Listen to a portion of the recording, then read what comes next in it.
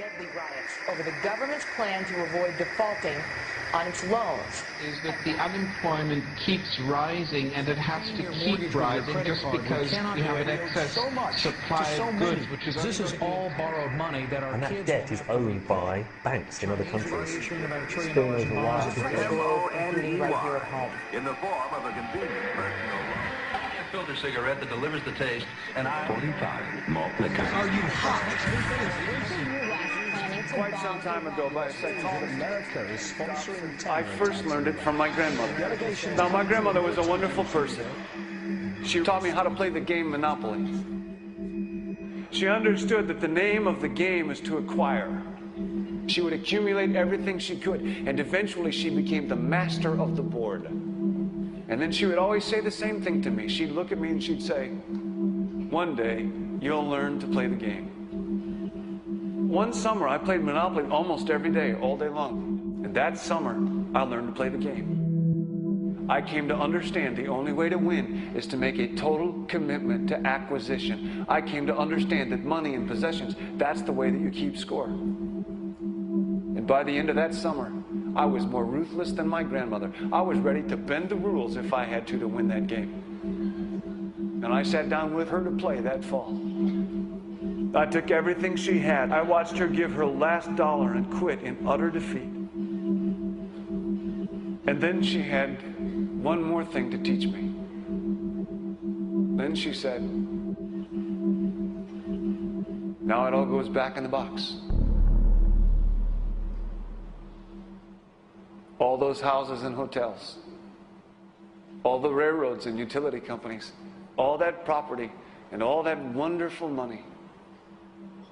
Now it all goes back in the box. None of it was really yours. You got all heated up about it for a while. But it was around a long time before you sat down at the board. And it will be here after you're gone. Players come and players go.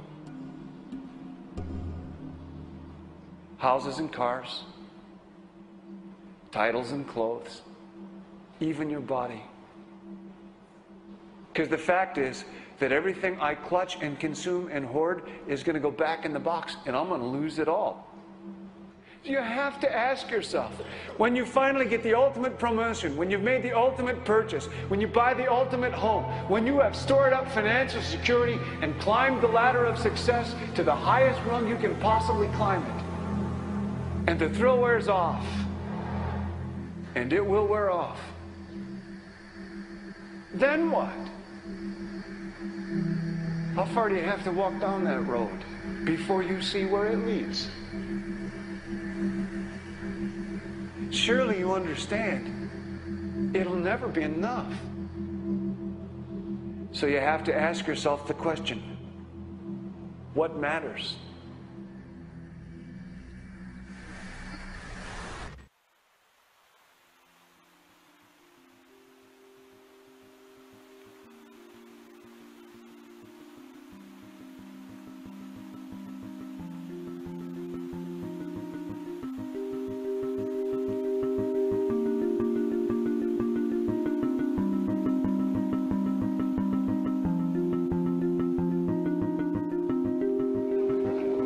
We were saying how very important it is to bring about in the human mind the radical revolution. The crisis is a crisis in consciousness, a crisis that cannot anymore accept the old norms, the old patterns, the ancient traditions. And considering what the world is now, with all the misery, conflict, destructive brutality, aggression, and so on, man is still as he was. Is still brutal, violent, aggressive, acquisitive, competitive, and he has built a society along these lines.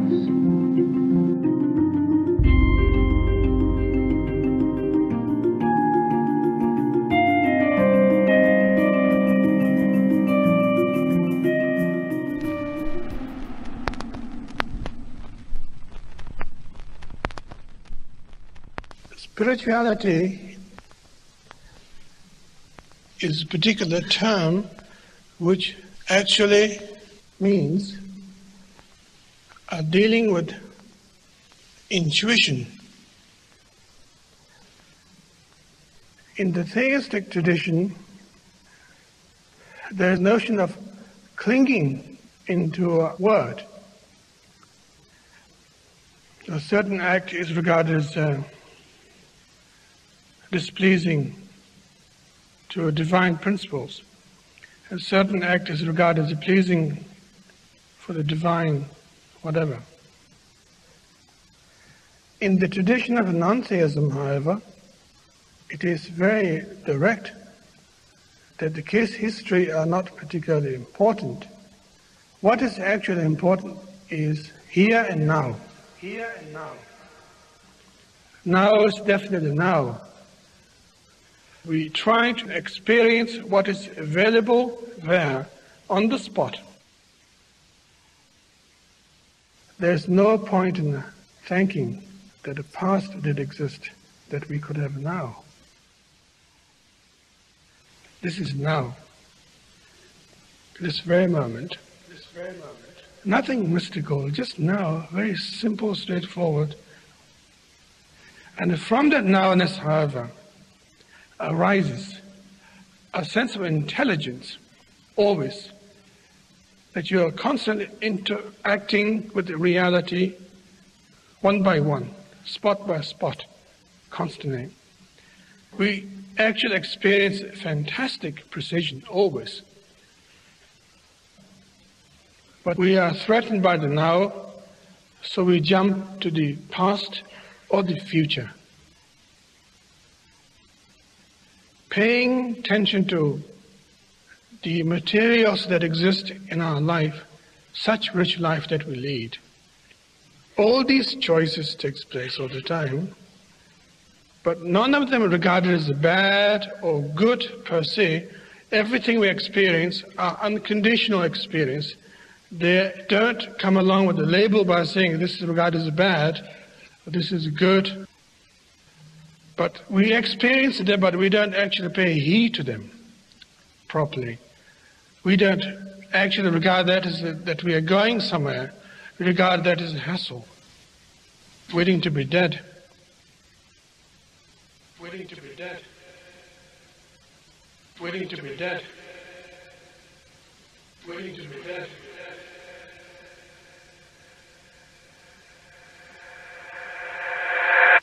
That's the problem. And that is not trusting the nowness properly, that what is actually experienced now possessed a lot of powerful things. It is so powerful that we can't face it.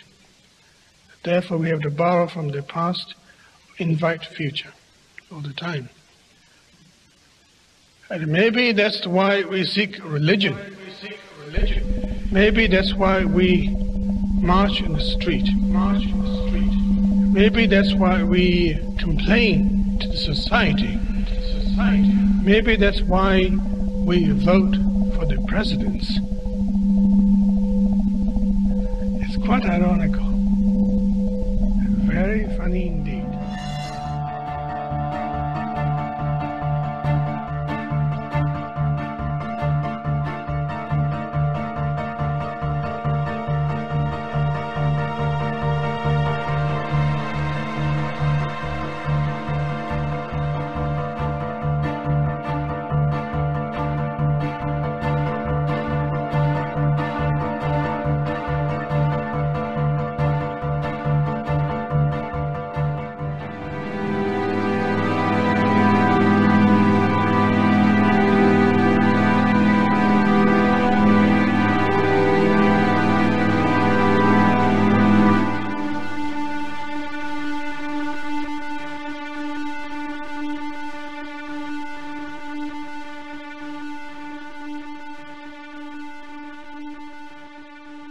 The more you begin to investigate what we think we understand, where we came from, what we think we're doing, the more you begin to see we've been lied to. We've been lied to by every institution. What makes you think for 1 minute that the religious institution is the only one that's never been touched? The religious institutions of this world are at the bottom of the dirt. The religious institutions in this world are put there by the same people who gave you your government, your corrupt education, who set up your international banking cartels, because our masters don't give a damn about you or your family. All they care about is what they have always cared about, and that's controlling the whole damn world. We have been misled away from the true and divine presence in the universe that men have called God. I don't know what God is, but I know what He isn't. And unless and until you are prepared to look at the whole truth, and wherever it may go, whoever it may lead to, if you want to look the other way, or if you want to play favorites, then somewhere along the line you're going to find out you're messing with divine justice. The more you educate yourself, the more you understand where things come from, the more obvious things become, and you begin to see lies everywhere. You have to know the truth and seek the truth, and the truth will set you free.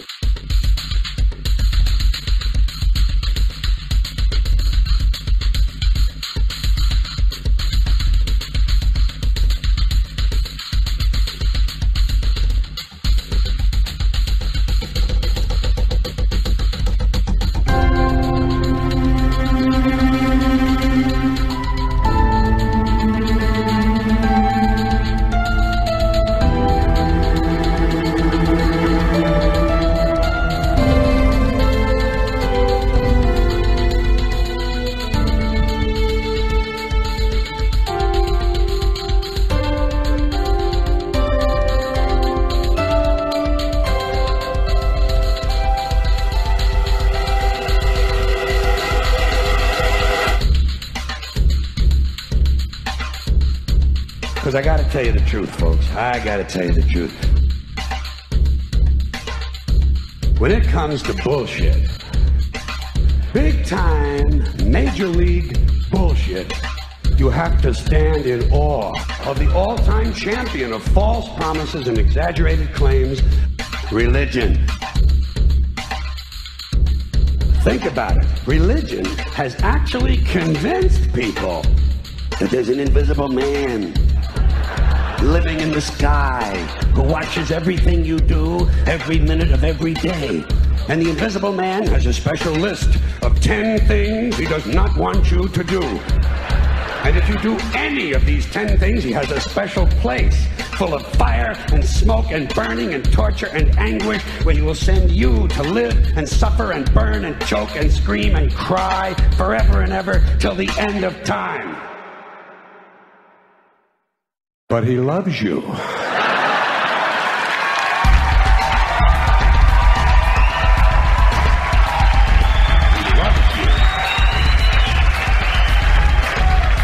He loves you and he needs money.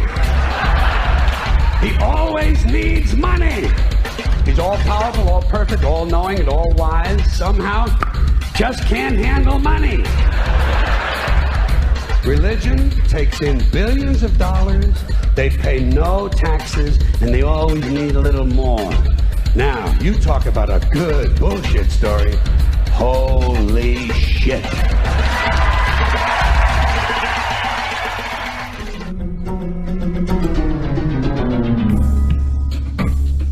This is the sun. As far back as 10,000 BC, history is abundant with carvings and writings reflecting people's respect and adoration for this object.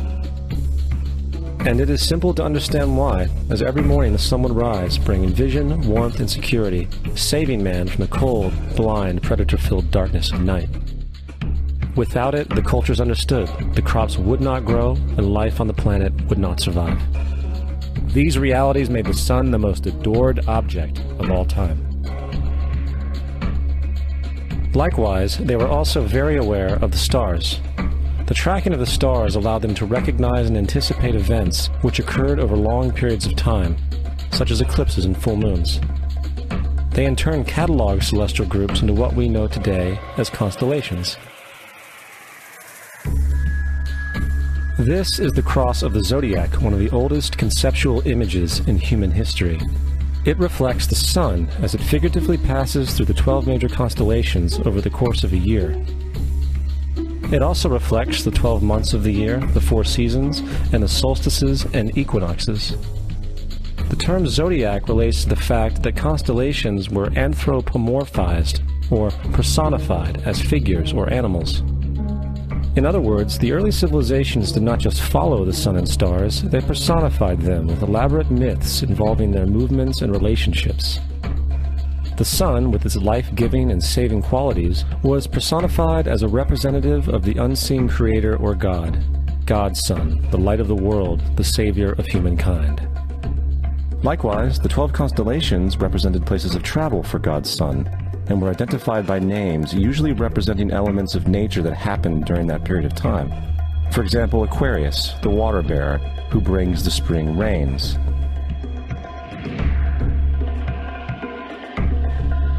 This is Horus. He is the sun god of Egypt of around 3000 BC. He is the sun, anthropomorphized, and his life is a series of allegorical myths involving the sun's movement in the sky. From the ancient hieroglyphics in Egypt, we know much about the solar messiah. For instance, Horus, being the sun or the light, had an enemy known as Set, and Set was the personification of the darkness or night. And, metaphorically speaking, every morning Horus would win the battle against Set, while in the evening Set would conquer Horus and send him into the underworld. It is important to note that dark versus light, or good versus evil, is one of the most ubiquitous mythological dualities ever known, and is still expressed on many levels to this day. Broadly speaking, the story of Horus is as follows. Horus was born on December 25th of the Virgin Isis Mary. His birth was accompanied by a star in the east, and upon his birth he was adored by 3 kings. At the age of 12 he was a prodigal child teacher, and at the age of 30 he was baptized by a figure known as Anup, and thus began his ministry. Horus had 12 disciples he traveled about with, performing miracles such as healing the sick and walking on water. Horus was known by many gestural names such as the Truth, the Light, God's Anointed Son, the Good Shepherd, the Lamb of God, and many others. After being betrayed by Typhon, Horus was crucified, buried for 3 days, and thus resurrected. These attributes of Horus, whether original or not, seem to permeate many cultures of the world, for many other gods are found to have the same general mythological structures. There are numerous saviors from different periods from all over the world which subscribe to these general characteristics. The question remains, why these attributes? Why the virgin birth on December 25th? Why dead for 3 days in the inevitable resurrection? Why 12 disciples or followers? To find out, let's examine the most recent of the solar messiahs. Jesus Christ was born of the Virgin Mary on December 25th in Bethlehem. His birth was announced by a star in the east, which 3 kings or magi followed to locate and adorn the new Savior. He was a child teacher at 12, and at the age of 30 he was baptized by John the Baptist, and thus began his ministry. Jesus had 12 disciples, which he traveled about with, performing miracles such as healing the sick, walking on water, raising the dead. He was also known as the King of Kings, the Son of God, the Light of the World, the Alpha and Omega, the Lamb of God, and many, many others. After being betrayed by his disciple Judas and sold for 30 pieces of silver, he was crucified, placed in a tomb, and after 3 days was resurrected and ascended into heaven. First of all, the birth sequence is completely astrological. The star in the east is Sirius, the brightest star in the night sky, which, on December 24th, aligns with the 3 brightest stars in Orion's belt. These 3 bright stars in Orion's belt are called today what they were called in ancient times, the 3 kings. And the 3 kings and the brightest star, Sirius, all point to the place of the sunrise on December 25th. This is why the 3 kings follow the star in the east, in order to locate the sunrise, the birth of the sun.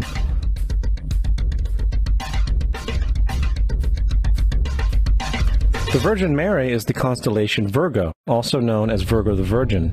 Virgo in Latin means virgin.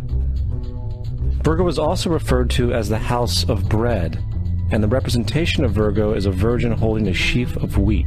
This house of bread and its symbol of wheat represents August and September, the time of harvest. In turn, Bethlehem in fact literally translates to house of bread. Bethlehem is thus a reference to the constellation Virgo, a place in the sky, not on Earth. There is another very interesting phenomenon that occurs around December 25th, or the winter solstice. From the summer solstice to the winter solstice, the days become shorter and colder.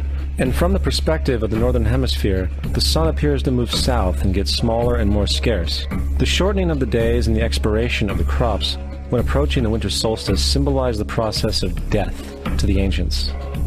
It was the death of the sun.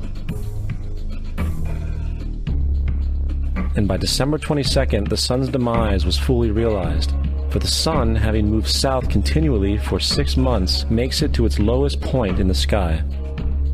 Here a curious thing occurs. The sun stops moving south, at least perceivably, for 3 days. And during this 3-day pause, the sun resides in the vicinity of the Southern Cross, or Crux, constellation. And after this time, on December 25th, the sun moves 1 degree, this time north, foreshadowing longer days, warmth, and spring. And thus it was said, the sun died on the cross, was dead for 3 days, only to be resurrected or born again. This is why Jesus and numerous other sun gods share the crucifixion, 3-day death, and resurrection concept. It is the sun's transition period before it shifts its direction back into the northern hemisphere, bringing spring and thus salvation. However, they did not celebrate the resurrection of the sun until the spring equinox, or Easter.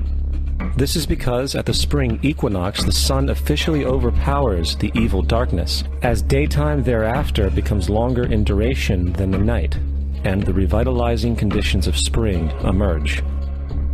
Now, probably the most obvious of all the astrological symbolism around Jesus regards the 12 disciples. They are simply the 12 constellations of the zodiac, which Jesus, being the sun, travels about with. In fact, the number 12 is replete throughout the Bible.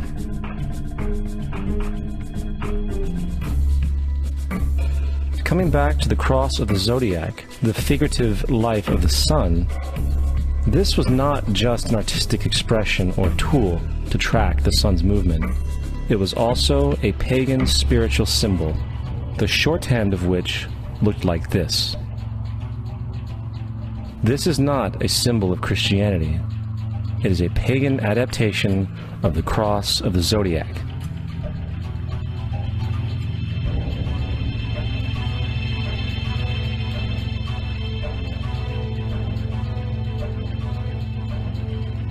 This is why Jesus in early occult art is always shown with his head on the cross, for Jesus is the Son of God, the light of the world, the risen Savior, who will come again, as it does every morning, the glory of God, who defends against the works of darkness, as he is born again every morning, and can be seen coming in the clouds, up in heaven, with his crown of thorns, or sun rays.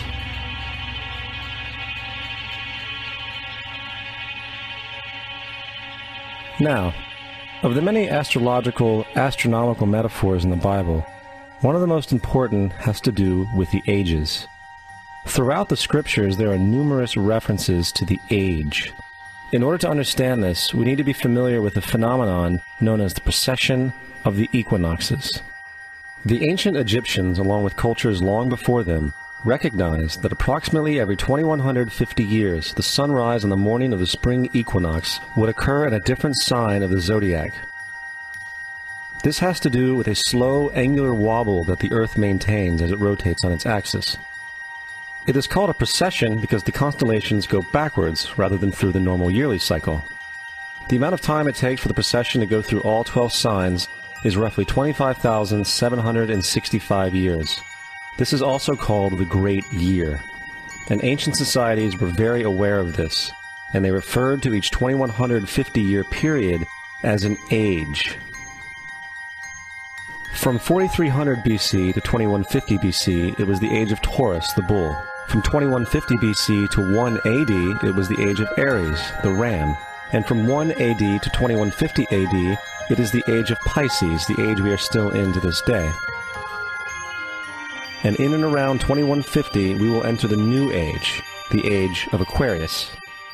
Also, Jesus' assumed birth date is essentially the start of this age. At Luke 22:10, when Jesus is asked by his disciples where the last Passover would be, Jesus replies, "Behold, when ye are entered into the city, there shall a man meet you, bearing a pitcher of water. Follow him into the house where he entereth in." This scripture is by far one of the most revealing of all the astrological references. The man bearing the pitcher of water is Aquarius, the water bearer, who is always pictured as a man pouring out a pitcher of water.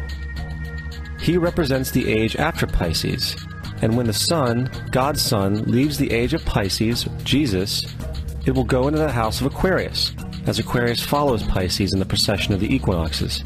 All Jesus is saying is that after the age of Pisces will come the age of Aquarius. Christianity, fascinating. These people actually believe the world is 12,000 years old. Swear to God. I actually asked one of these guys, okay, dinosaur fossils. He says, dinosaur fossils? God put those here to test our faith.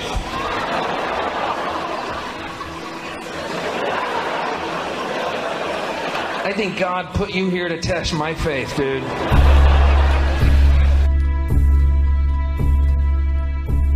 The Bible is nothing more than an astrotheological literary hybrid.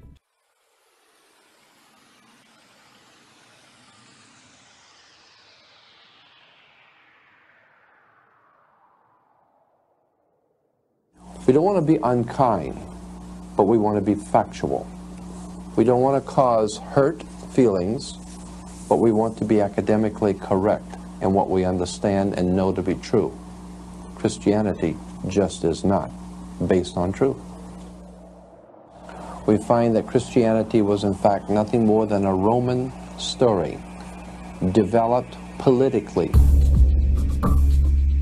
The reality is, Jesus was the solar deity of the Gnostic Christian sect, and like all other pagan gods, he was a mythical figure. It was the political establishment that sought to historize the Jesus figure for social control.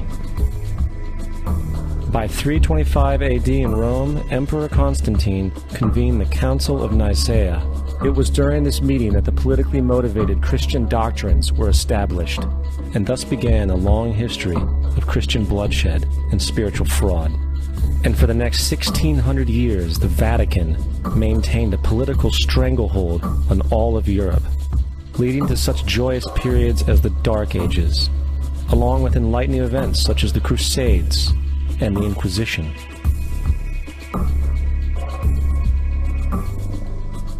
Christianity, along with all other theistic belief systems, is the fraud of the age.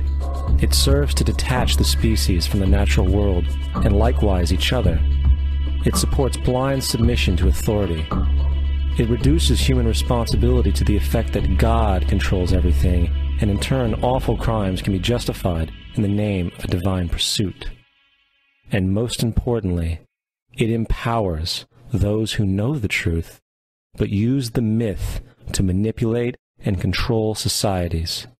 The religious myth is the most powerful device ever created and serves as the psychological soil upon which other myths can flourish.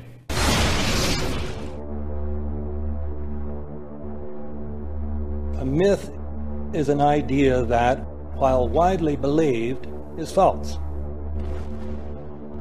In a deeper sense, in the religious sense, a myth serves as an orienting and mobilizing story for a people. The focus is not on the story's relation to reality, but on its function. A story cannot function unless it is believed to be true in the community or the nation. It is not a matter of debate. If some people have the bad taste to raise the question of the truth of the sacred story, the keepers of the faith do not enter into debate with them. They ignore them or denounce them as blasphemers. It is wrong, blasphemous, and sinful for you to suggest, imply, or help other people come to the conclusion that the U.S. government killed 3,000 of its own citizens.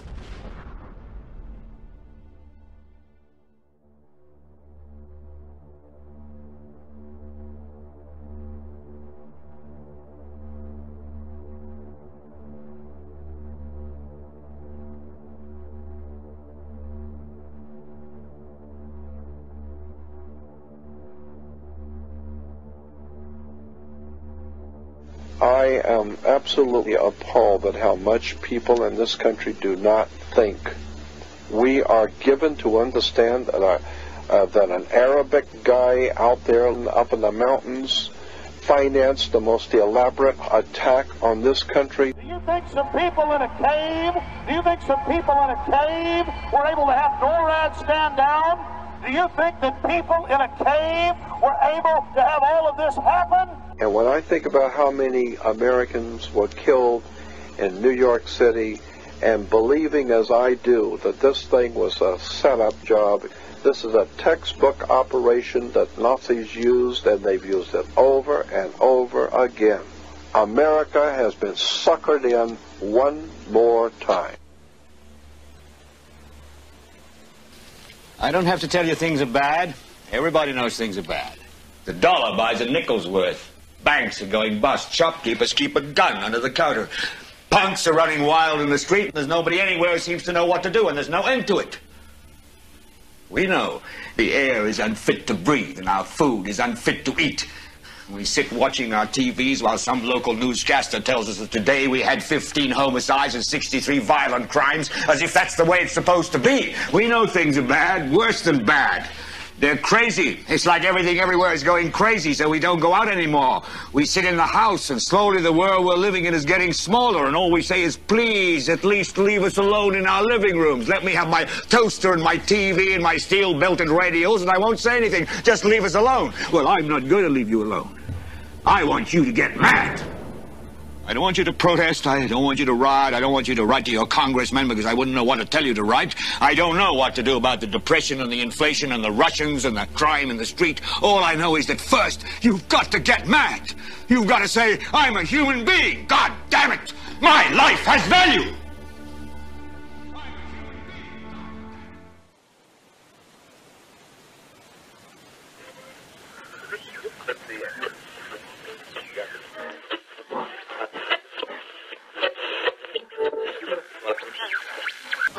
When hostilities commenced in Europe in 1939, it was realized that the American people had no intention of entering the war.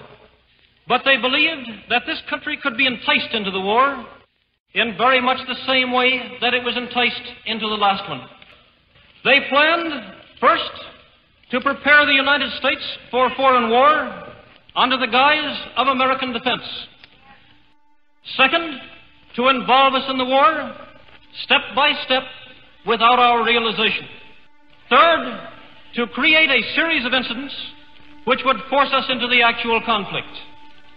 These plans were, of course, to be covered and assisted by the full power of their propaganda.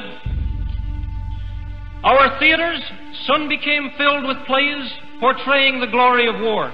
Newsreels lost all semblance of objectivity, and they have used the war to justify the restriction of congressional power and the assumption of dictatorial procedures on the part of the President and his appointees.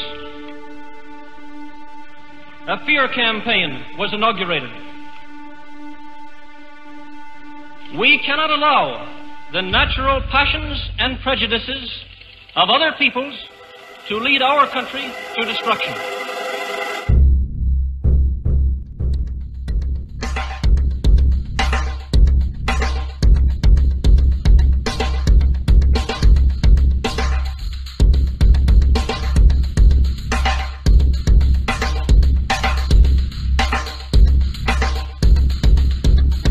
1775, the American Revolutionary War began as the American colonies sought to detach from England and its oppressive monarchy.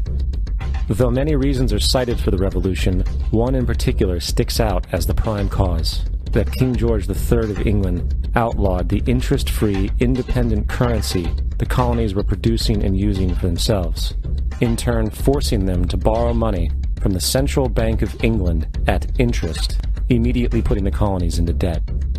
And as Benjamin Franklin later wrote, the refusal of King George III to allow the colonies to operate an honest money system which freed the ordinary man from the clutches of the money manipulators was probably the prime cause of the revolution. In 1783, America won its independence from England. However, its battle against the central bank concept and the corrupt, greed-filled men associated with it had just begun. So what is a central bank? A central bank is an institution that produces the currency of an entire nation. Based on historical precedent, two specific powers are inherent in central banking practice: the control of interest rates and the control of the money supply, or inflation. The central bank does not simply supply a government's economy with money, it loans it to them at interest. Then, through the use of increasing and decreasing the supply of money, the central bank regulates the value of the currency being issued. It is critical to understand that the entire structure of this system can only produce one thing in the long run: debt. It doesn't take a lot of ingenuity to figure this scam out. For every single dollar produced by the central bank is loaned at interest. That means every single dollar produced is actually the dollar plus a certain percent of debt based on that dollar. And since the central bank has the monopoly over the production of the currency for the entire country, and they loan each dollar out with immediate debt attached to it, where does the money to pay for the debt come from? It can only come from the central bank again, which means the central bank has to perpetually increase its money supply to temporarily cover the outstanding debt created, which in turn, since that new money is loaned out at interest as well, creates even more debt. The end result of this system without fail is slavery, for it is impossible for the government and thus the public to ever come out of the self-generating debt. The founding fathers of this country were well aware of this.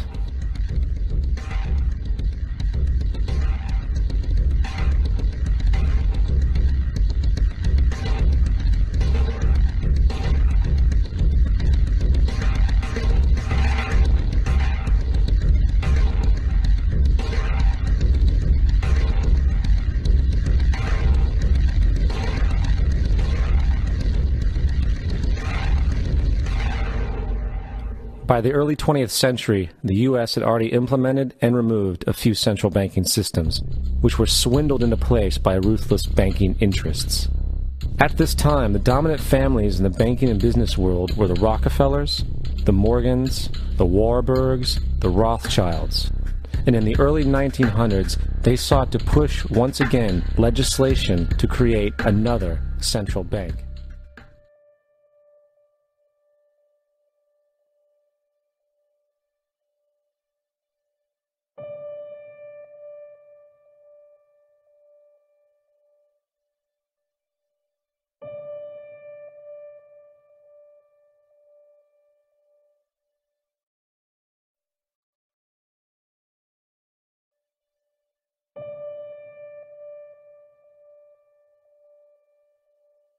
Congressman Louis McFadden also expressed the truth after the passage of the bill. A world banking system was being set up here, a superstate controlled by international bankers, acting together to enslave the world for their own pleasure. The Fed has usurped the government. Where are we now? September 11th was the jumpstart for what is now an accelerated agenda by the ruthless elite. It was a staged war pretext no different than the sinking of the Lusitania, the provoking of Pearl Harbor, and the Gulf of Tonkin lie. In fact, if 9/11 wasn't a planned war pretext, it would be an exception to the rule. It has been used to launch two unprovoked illegal wars, one against Iraq and one against Afghanistan. However, 9/11 was a pretext for another war as well, the war against you. The Patriot Act, Homeland Security, the Military Tribunals Act, and other legislations are all completely and entirely designed to destroy your civil liberties and limit your ability to fight back against what is coming. Currently in the United States, unannounced to most brainwashed Americans, your home can be searched without a warrant, without you being home. You can in turn be arrested with no charges revealed to you, detained indefinitely with no access to a lawyer, and legally tortured, all under the suspicion that you might be a terrorist. If you need a painted picture of what is happening in this country, let's recognize how history repeats itself. In February 1933, Hitler staged a false flag attack, burning down his own German parliament building, the Reichstag, and blamed it on communist terrorists. In the next few weeks, he passed the Enabling Act, which completely eradicated the German Constitution, destroying people's liberties. He then led a series of preemptive wars, all justified to the German people as necessary to maintaining homeland security.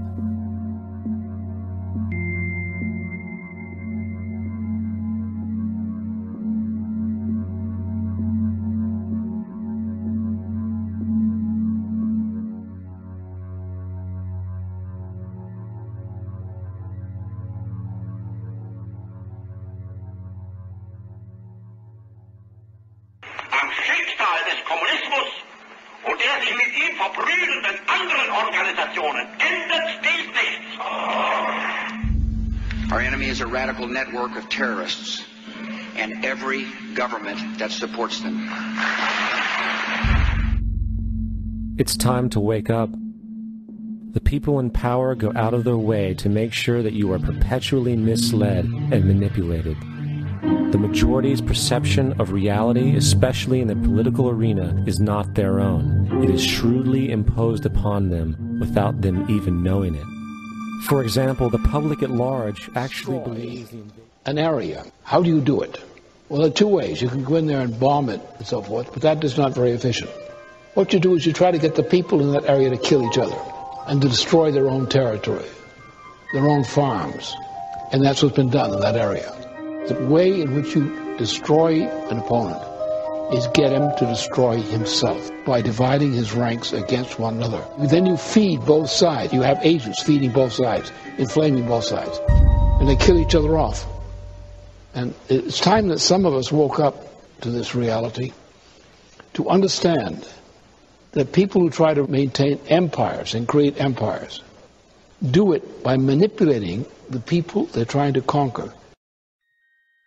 You might want to ask yourself why the entire culture is utterly saturated with mass media entertainment from all sides, while the educational system in America continues its stupefying downward slide since the U.S. government decided to take over and subsidize the public school system. What your government pays for, it gets. When we understand that, then we look at government-financed institutions of education and see the kind of students and the kind of education that's being turned out by these government-financed schools. Logic will tell you that if what is being turned out in those schools was not in accord with what the state and the federal government wanted, then it would change it. The bottom line is that the government is getting what they have ordered. They do not want your children to be educated. They do not want you to think too much. That is why our country and our world has become so proliferated with entertainments, mass media, television shows, amusement parks, drugs, alcohol, and every kind of entertainment to keep the human mind entertained, so that you don't get in the way of important people by doing too much thinking. You had better wake up and understand that there are people who are guiding your life and you don't even know it. We're in a lot of trouble because you people and 62 million other Americans are listening to me right now, because less than 3% of you people read books. Because less than 15% of you read newspapers. Because the only truth you know is what you get over this tube. Right now, there is an entire generation that never knew anything that didn't come out of this tube. This tube is the gospel, the ultimate revelation. This tube can make or break presidents, popes, prime ministers, this tube is the most awesome goddamn force in the whole godless world. And woe is us if it ever falls into the hands of the wrong people. And when the largest company in the world controls the most awesome goddamn propaganda force in the whole godless world, who knows what shit will be peddled for truth on this network. So you listen to me. Listen to me. Television is not the truth. Television is a goddamn amusement park. Television is a circus, a carnival, a traveling troupe of acrobats, storytellers, dancers, singers, jugglers, sideshow freaks, lion tamers, and football players. We're in the boredom-killing business. But you people sit there day after day, night after night, all ages, colors, creeds. We're all you know. You're beginning to believe the illusions we're spinning here. You're beginning to think that the tube is reality and that your own lives are unreal. You do whatever the tube tells you. You dress like the tube. You eat like the tube. You raise your children like the tube. You even think like the tube. This is mass madness, you maniacs. In God's name, you people are the real thing. We are the illusion. The last thing the men behind the curtain want is a conscious, informed public capable of critical thinking, which is why a continually fraudulent zeitgeist is output via religion, the mass media, and the educational system. They seek to keep you in a distracted, naive bubble, and they are doing a damn good job of it. In 2005, in the final stages of a plan these men have been working on for over 60 years, a one-world government.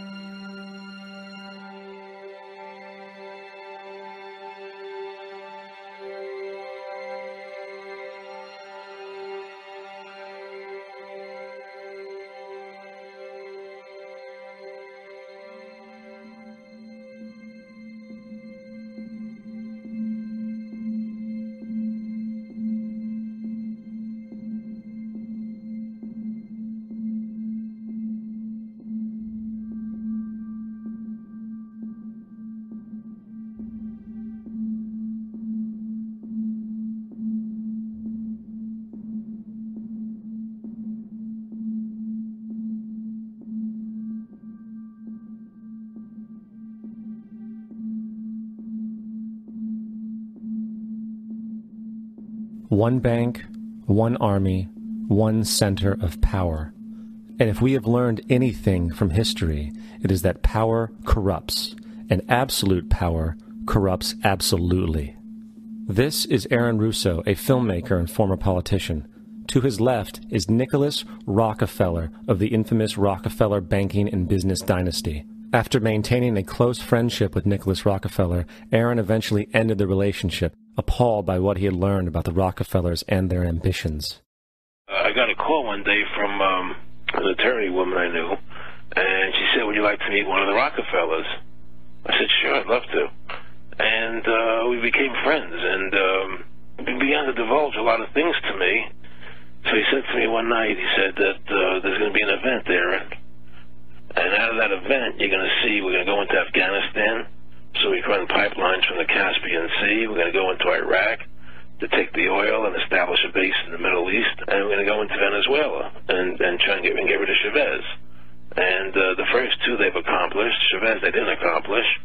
And he said you're going to see guys going into caves looking for looking for people that they're never going to find. You know, he was laughing about the fact that you have this war on terror. There's no real enemy. He's talking about how by having this war on terror, you can never win it because it's an eternal war, and so you can always keep taking people's liberties away. And I said, how are you going to convince people that this war is real? He said, but the media can convince everybody it's real. I mean, you know, it's just that you keep talking about things, you keep saying it over and over and over again, and eventually people believe it. You know, you created the Federal Reserve in 1913 through lies. You create 9/11, which is another lie. Through 9/11, you're fighting a war on terror, and now all of a sudden you go into Iraq, which was another lie, and now they're going to do Iran. You know, and it's all one thing leading to another, leading to another, leading to another. Now, I would say to them, what are you doing this for? What's the point of this thing? You have all the money in the world you ever want. You have all the power. I said, you know, you're hurting people. It's not a good thing. And he would say, what do you care about the people for?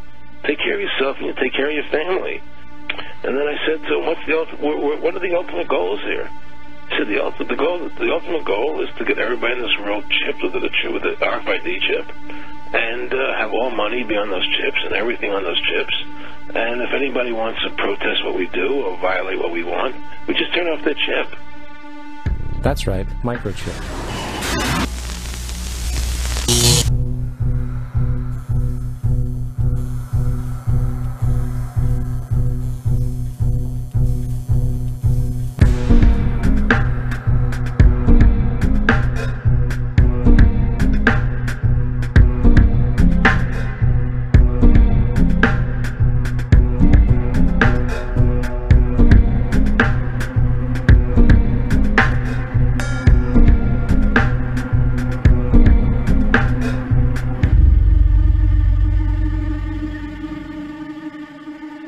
Society today is composed of a series of institutions.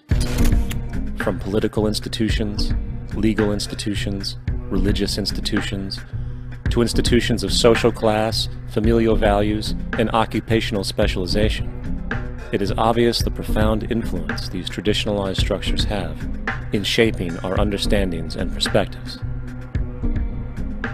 Yet, of all the social institutions we are born into, directed by, and conditioned upon, there seems to be no system as taken for granted and misunderstood as the monetary system. Taking on nearly religious proportions, the established monetary institution exists as one of the most unquestioned forms of faith there is. How money is created, the policies by which it is governed, and how it truly affects society are unregistered interests of the great majority of the population.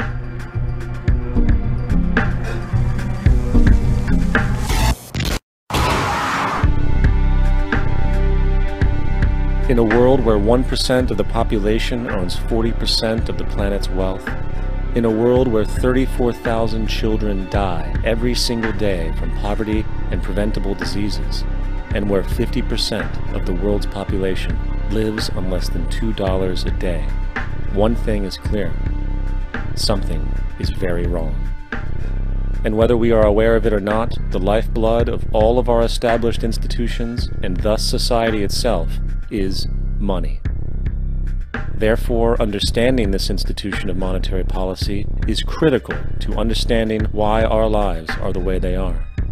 Unfortunately, economics is often viewed with confusion and boredom. Endless streams of financial jargon coupled with intimidating mathematics quickly deters people from attempts at understanding it. However, the fact is, the complexity associated with the financial system is a mere mask, designed to conceal one of the most socially paralyzing structures humanity has ever endured. The true terrorists of our world do not meet at the docks at midnight or scream Allah Akbar before some violent action. The true terrorists of our world wear $5,000 suits and work in the highest positions of finance, government, and business. So, what do? How do we stop a system of greed and corruption that has so much power and momentum?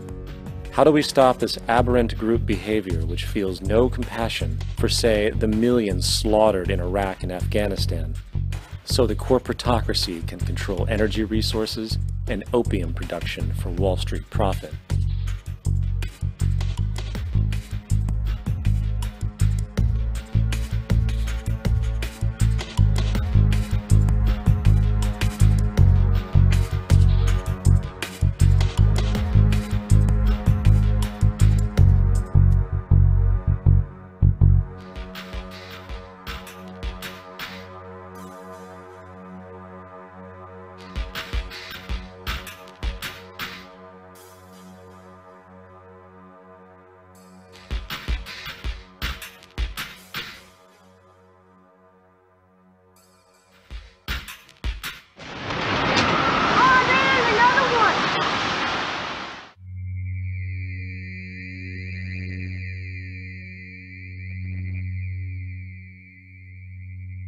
How do we stop a system of greed and corruption that condemns poor populations to sweatshop slavery for the benefit of Madison Avenue?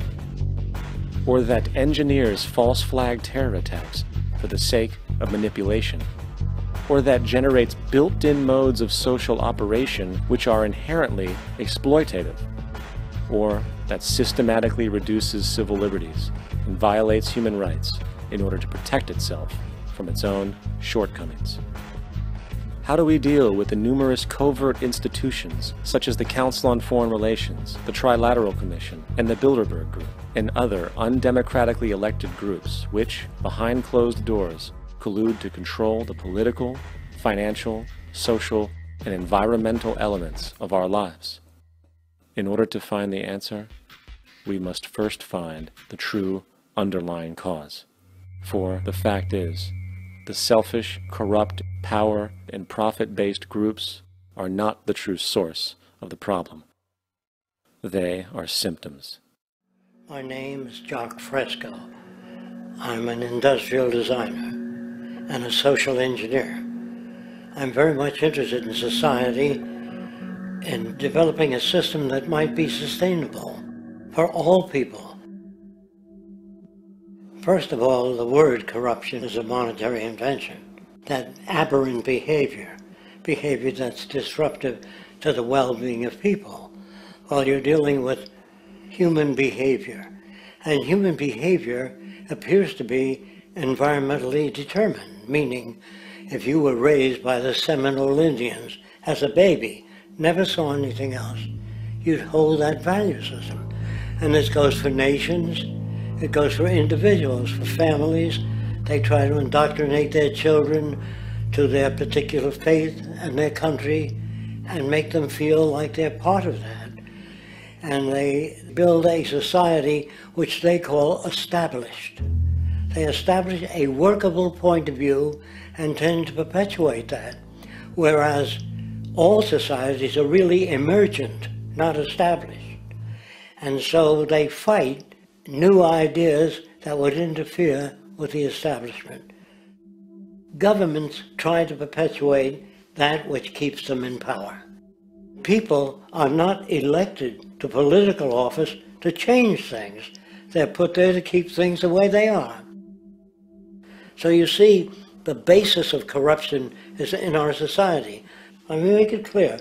All nations, then, are basically corrupt because they tend to uphold existing institutions. I don't mean to uphold or downgrade all nations, but communism, socialism, fascism, the free enterprise system, and all other subcultures are the same. They are all basically corrupt. The most fundamental characteristic of our social institutions is the necessity for self-preservation. Whether dealing with a corporation, a religion, or a government, the foremost interest is to preserve the institution itself. For instance, the last thing an oil company would ever want is the utilization of energy that was outside of its control, for it makes that company less relevant to society. Likewise, the Cold War and the collapse of the Soviet Union was, in reality, a way to preserve and perpetuate the established economic and global hegemony of the United States. Similarly, religions condition people to feel guilty for natural inclinations, each claiming to offer the only path to forgiveness and salvation. At the heart of this institutional self-preservation lies the monetary system, for it is money that provides the means for power and survival. Therefore, just as a poor person might be forced to steal in order to survive, it is a natural inclination to do whatever is needed to continue an institution's profitability. This makes it inherently difficult for profit-based institutions to change, for it puts in jeopardy not only the survival of large groups of people, but also the coveted materialistic lifestyles associated with affluence and power. Therefore, the paralyzing necessity to preserve an institution, regardless of its social relevance, is largely rooted in the need for money or profit. If it's true that we're all from the center of a star, every atom in each of us from the center of a star, then we're all the same thing. Even a Coke machine or a cigarette butt in the street in Buffalo is made out of atoms that came from a star. They've all been recycled thousands of times, as have you and I. And therefore, It's only me out there. So what is there to be afraid of? What is there that needs solace seeking? Nothing. There's nothing to be afraid of because it's all us. The trouble is we have been separated by being born and given a name and an identity and being individuated. We've been separated from the oneness, and that's what religion exploits, that people have this yearning to be part of the overall one again. So they exploit that. They call it God. They say he has rules. And I think it's cruel. I think you can do it absent religion.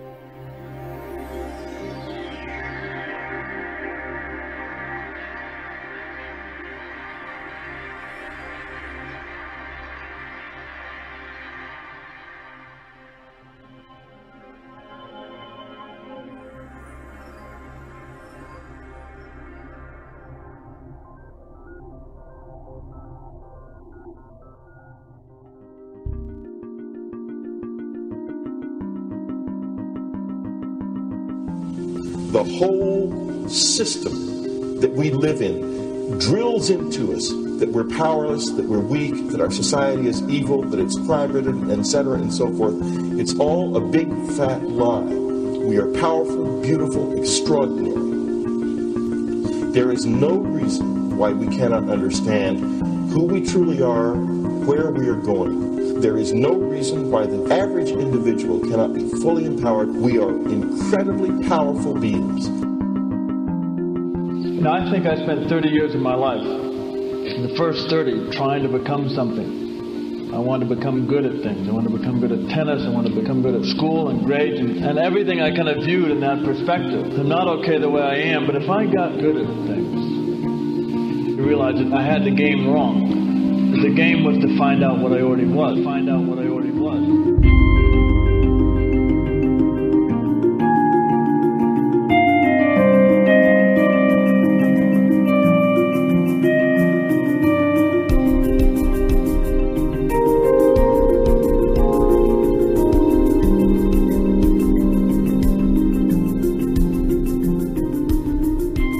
Now, in our culture, we've been trained for individual differences to stand out. So you look at each person, the immediate hit is brighter, dumber, older, younger, richer, poorer, and we make all these dimensional distinctions, put them in categories and treat them that way. And we get so that we only see others as separate from ourselves in the ways in which they're separate. And one of the dramatic characteristics of experience is being with another person and suddenly seeing the ways in which they are like you, not different from you. And experiencing the fact that that which is essence in you and which is essence in me is indeed one. The understanding that there is no other. It is all one. And I wasn't born Richard Alpert. I was just born as a human being. And then I learned this whole business of who I am and whether I'm good or bad or achieving or not. All that's learned along the way.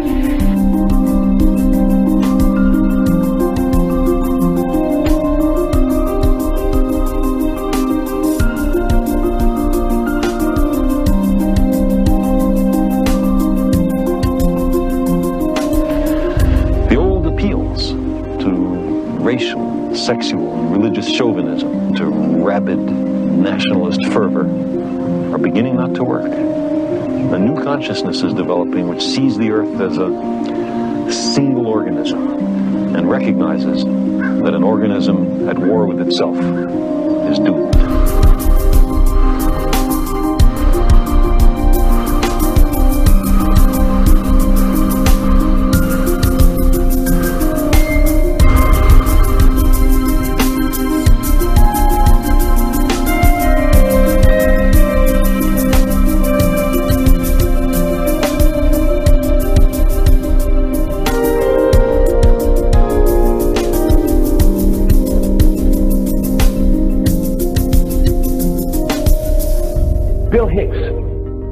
Finish his shows with this.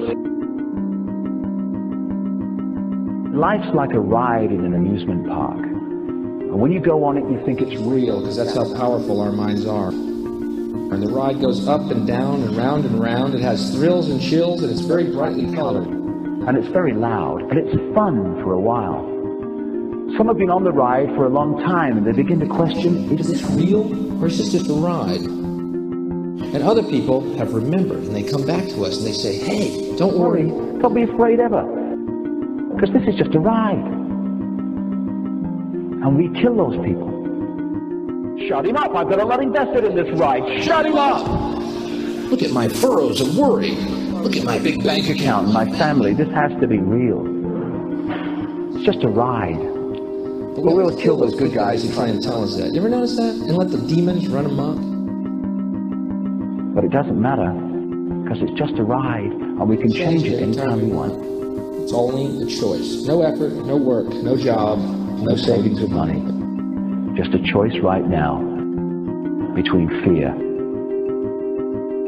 and love.